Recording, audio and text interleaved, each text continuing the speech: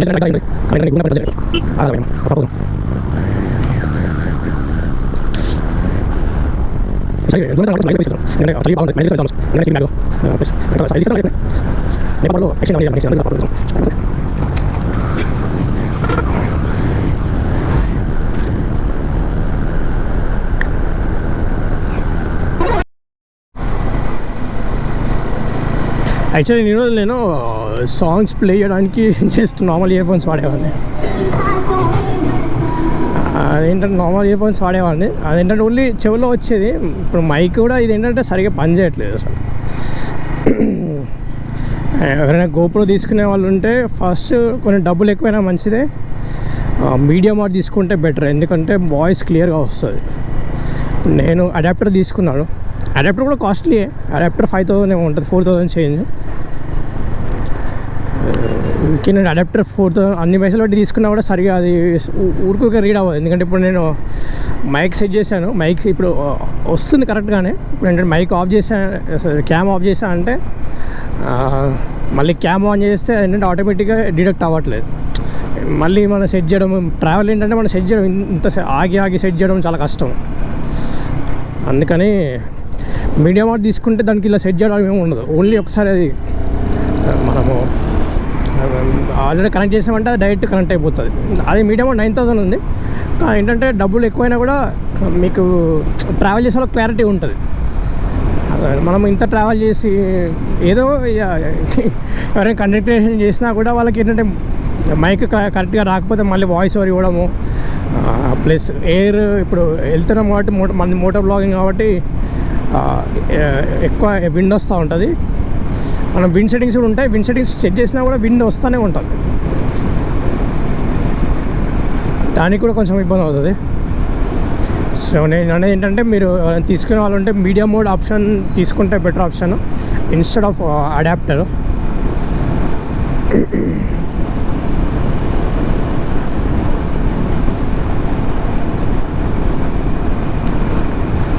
నేను ఈ బాగ్రా అనే ప్లేస్లో ఉంటాను కదా, ఇక్కడ నుంచి చాత్నా అని ఒక ఏరియా వస్తుంది ఈ దారిలో.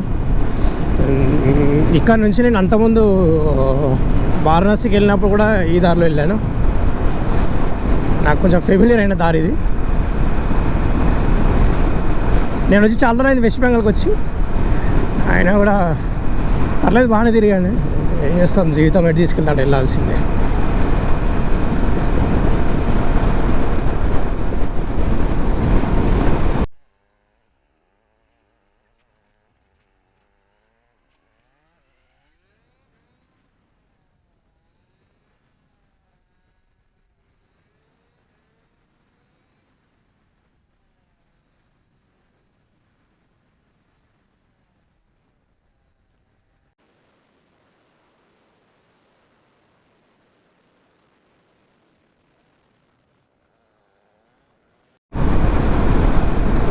ఓకే, నా ప్రొఫెషన్ వచ్చేసి నేను జనరల్ సర్జరీ చేస్తాను అన్నమాట ఇక్కడ.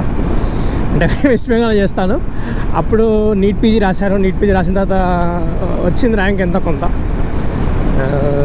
ఆ ర్యాంక్కి మన తెలంగాణలో కానీ ఆంధ్రాలో కానీ అప్పుడు అంటే ఫస్ట్ సెకండ్ రౌండ్లో సీట్ రాలేదంటే అప్పుడు ఫస్ట్ సెకండ్ రౌండ్లో ఆబ్వియస్గా సీట్ బ్లాకింగ్ చేస్తారు చాలామంది, అలా తెలిసిన విషయమే. ఈ కౌన్సిలింగ్ మనం ఏం చేయలేము, గవర్నమెంట్ అలాగే ఉంది. నాకన్నా ముందు ర్యాంక్ కూడా ఒకడు 14,000 ఎంతో ర్యాంక్ వాడిది, నాది 15,000 ర్యాంక్ ఎంతో. వాడు లాస్ట్ వరకు సీట్ హోల్డ్ చేశాడు కేఎంసీలో. అప్పుడు కేఎంసీ అంటే కాకతీయ మెడికల్ కాలేజ్ మా ఇంటి దగ్గర ఉంటుంది. వాడు లాస్ట్ వరకు వదిలేసి హోల్డ్ చేసి లాస్ట్లో వదిలేసాడు అనమాట. అదేంటంటే 17,000 వరకు పోయింది వాడికి ర్యాంక్. నేను ఓన్లీ సర్జరీ తీసుకోవాలని, నాకు ఏంటంటే ఓన్లీ సర్జరీ ఒకటే ఆప్షన్, అది కూడా గవర్నమెంట్ కాలేజ్ చేయాలని.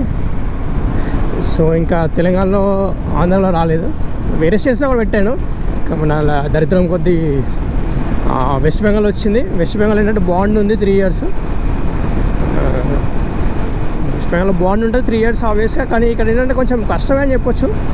హ్యాండ్స్ అనేది బాగుంటుంది, కటింగ్ అనేది వస్తాయి. కానీ మిగతాది ఇక్కడ అడాప్ట్ అవ్వడము, ఇక్కడ కల్చర్కి అడాప్ట్ అవ్వడము, వీళ్ళ లాంగ్వేజ్ నేర్చుకోవడము ఉంటాయి. ఇంకా చాలా బయట వాళ్ళని కొంచెం డిఫరెంట్గా ట్రీట్ చేస్తారు ఎవరైనా కూడా. ఇక్కడ కూడా ట్రీట్ చేస్తారు, కానీ ఇక్కడ ఏంటంటే ఆబ్వియస్గా బయట నుంచి వచ్చిన వాళ్ళు సస్టైన్ అవుతారు. ఇక్కడ ఏంటంటే అంతే. ఇక్కడ ఇప్పటివరకు మా సీనియర్స్, మా సూపర్ సీనియర్స్, మా ఎస్ఆర్స్ బయట నుంచి వచ్చిన వాళ్ళే ఎంసీహెచ్ కొట్టడము, వాళ్ళు సక్సెస్ఫుల్ అవ్వడం అయింది. ఎంతైనా కూడా కొంచెం కల్చరల్ డిఫరెన్స్ అని ఆబ్వియస్గా ఉంటాయి, ఎక్కడైనా ఉంటాయి. ఏంటంటే తెలంగాణ నుంచి కానీ మన తెలుగు స్టేట్ నుంచి కానీ ఎవరైనా ఆప్ట్ చేసుకునే వాళ్ళు ఉంటే నేనేం చెప్తా అంటే ఫస్ట్ ప్రియారిటీగా మీరు వేరే స్టేట్స్ పెట్టుకుంటే బెటర్ ఆప్షన్. ఎందుకంటే 3 years బాండ్ ఉంది, దాన్ని బ్రేక్ డౌన్ చేస్తారు. 30 lakhs మీరు కట్టాల్సి ఉంటుంది ఒకవేళ మీరు బాండ్ బ్రేక్ చేస్తే. అది అంటే మీరు 1 year ఎస్ఆర్ చేస్తే 20 lakhs కట్టాలి, 2 years చేస్తే 10 lakhs కట్టాలి, 3 years చేస్తే కట్టాల్సిన ఉండదు. ఎందుకంటే ఇక్కడ 3 years అనేది లాంగ్ టైం. ఆల్రెడీ మీరు 3 years పీజీ చేస్తారు, మళ్ళీ ఇంకా 3 years చేయాలంటే లాంగ్ టైము. అంటే మీరు జనరల్గా యంగ్ ఏజ్లో పీజీ క్లియర్ చేసి 27-26లో వచ్చారనుకో ఇక్కడికి, మీరు 6 years ఇక్కడ కంప్లీట్ చేసుకొని 31-32 కల్లా మీరు వెళ్ళిపోవచ్చు. కాకపోతే ఏంటంటే మీ సర్కిల్ చాలా లూజ్ అయిపోతారు. ఎందుకంటే చాలా ఏ కాలేజ్లో అయినా కూడా ఎక్కడైనా కూడా సర్కిల్ అనేది ఇంపార్టెంట్.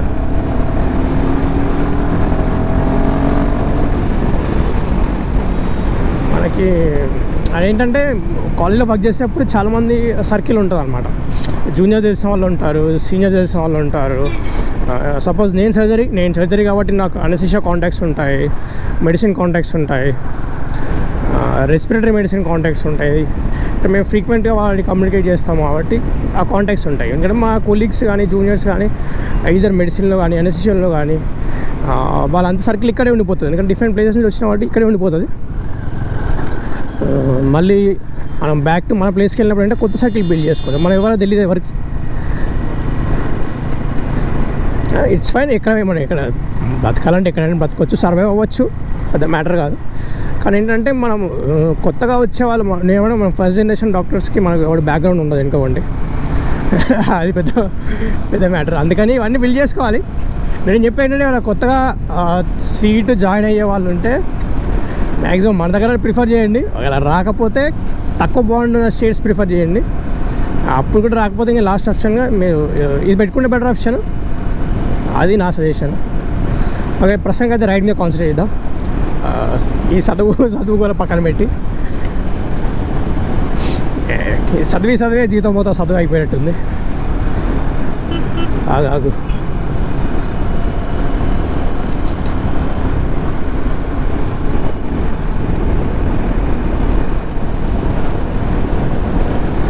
ముందుగా 1 కిలోమీటర్ తర్వాత రైడ్ తీసుకోవాలి.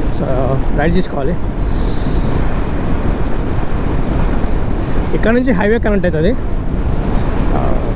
నేను ఇక్కడ నుంచి బీహార్కి వెళ్తాను. బీహార్ నుంచి అంటే ఇక్కడ నుంచి గయాకి వెళ్తాను. ఫస్ట్ గయా మీదుగా వెళ్తాను. అక్కడ చాలా ప్లేసెస్ ఉన్నాయి. గూగుల్ మ్యాప్స్ నేను ఆల్రెడీ మ్యాప్ కనెక్ట్ చేస్తాను. ఇక్కడ వీడియో 627 కిలోమీటర్స్ చూపిస్తుంది.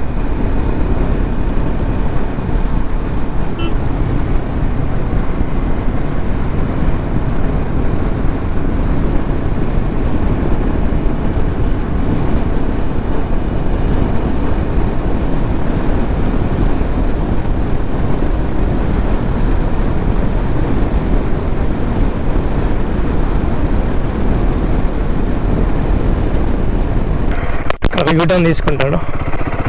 యూటర్న్ తీసుకొని చూపిస్తా.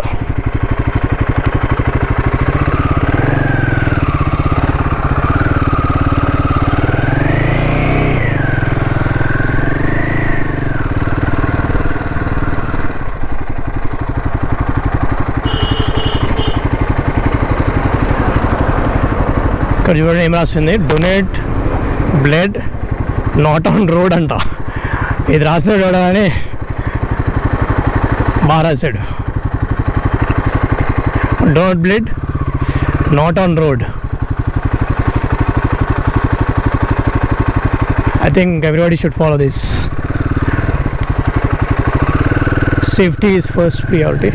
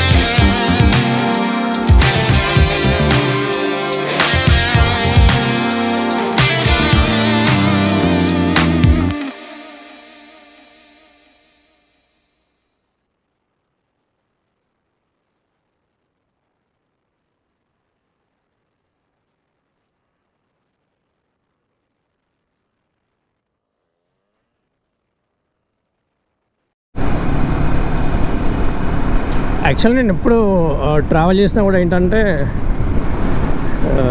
బ్లూటూత్ యాక్చువల్ అంతకుముందు మ్యూజిక్ కోసం ఇయర్ ఫోన్స్ వాడేవాడిని. ఇప్పుడు ఏంటంటే ఇది ఇక్కడ ఇక్కడ చూపించలేండి, తర్వాత చూపిస్తాను. కానీ ఇక్కడ ఆల్రెడీ హెల్మెట్కి మౌంట్ అయి ఉంటుంది ఒకటి. ఇది సైడ్ అని ఒక 800 రూపీస్ 1800 రూపీస్ ఉంది. ఏంటంటే బాగుంది యాక్చువల్గా, మ్యూజిక్ వినడానికి పర్ఫెక్ట్. కాకపోతే ఇంటర్కామ్ కమ్యూనికేషన్ రాదు దీంట్లో. ఒకవేళ ఇంటర్కామ్ కూడా ఉంటుంది, కానీ నేను సింగిల్గా రైడ్ చేస్తాను కాబట్టి నాకు ఇంటర్కామ్ పెద్ద యూజ్ అవ్వదు. నేనైతే ప్రస్తుతానికి ఇది తీసుకున్నాను. ఏంటంటే అంతకుముందు మ్యూజిక్ చాలా కష్టమైంది, ఎందుకంటే హెల్మెట్ ఆల్రెడీ కాంపాక్ట్గా ఉంటుంది. హెల్మెట్ అనేది ఆల్రెడీ కాంపాక్ట్ ఉంటుంది. యాక్సర్ హెల్మెట్ ప్యాడింగ్ ఎక్కువ ఉంటుంది, దీంట్లో సైడ్ ప్యాడింగ్ ఎక్కువ ఉంటుంది. ప్యాడింగ్ ఎక్కువ ఉంటుంది కాబట్టి నేను మ్యూజిక్కి చాలా అన్కంఫర్టబుల్గా ఫీల్ అయ్యాను. అంటే పాడుకోవడానికి ఇబ్బందిగా ఉండేది. నేను ఇయర్ ఫోన్స్ కానీ వేరే ఏది పెట్టడానికి కూడా కష్టంగా ఉండేది. ఇప్పుడు ఇదేంటంటే ఆల్రెడీ ఒక ప్యాచెస్ లాగా వస్తాయి. ఆ ప్యాచ్ ఏంటంటే సైడ్కి కనెక్ట్ అవుతుంది.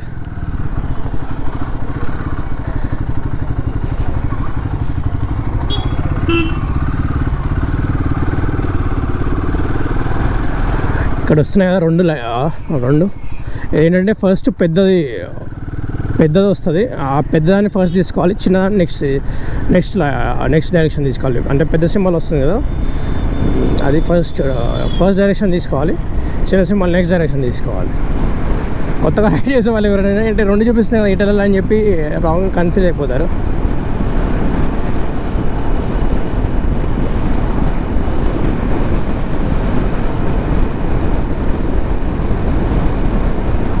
నేను ఆల్రెడీ ఫుల్ ట్యాంక్ చేయించాను.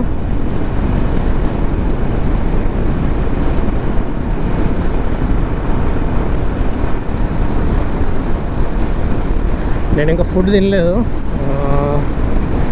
ఫుడ్ తినాలి యాక్చువల్గా. చూస్తా ఏమన్నా తినేవి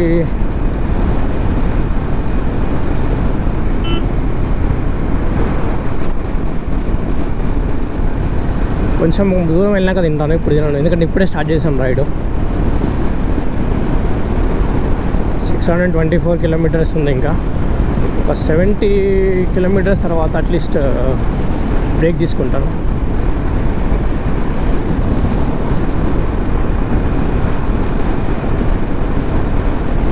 ఒక 70 కిలోమీటర్స్ అయితే బ్రేక్ తీసుకొని అప్పుడు అంటే ఇంకా ఆల్మోస్ట్ 70 అంటే ఇప్పుడు ఆల్మోస్ట్ 11:30 అవుతుంది. అప్పటి వరకు ఒక నాకు తెలిసి 12 o'clock అవుతుంది. ఇంకా లంచ్ బ్రేక్ అవుతుంది.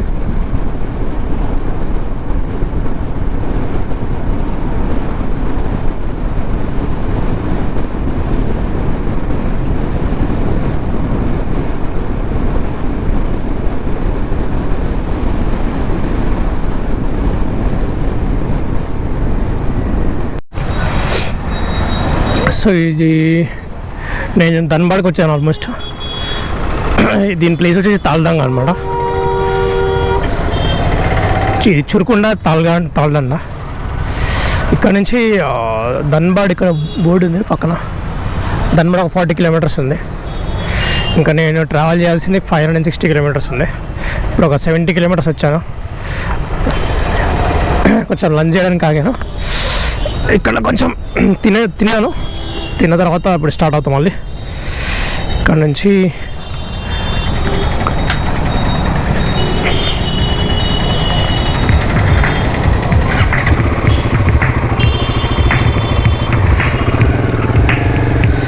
ఒక 560 కిలోమీటర్స్ ఉంది. చూడొచ్చు 557. టైం వచ్చేసి 1:30 అవుతుంది. నేను